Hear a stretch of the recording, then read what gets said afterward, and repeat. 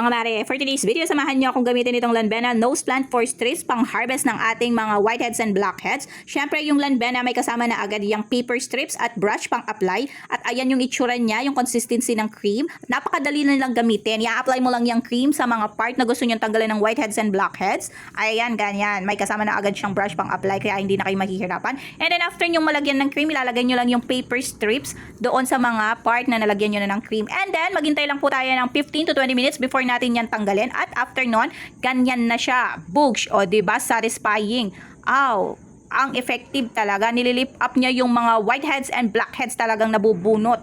O, diba? Napaka-satisfying ng pagtanggal ng paper sa inyong mga blackheads and whiteheads. Ganyan siya sa ka-effective at napakadali niya lang gamitin. And then after na, ang gagawin nyo lang is i-wash nyo ng warm water ang inyong face. And ayan, diba?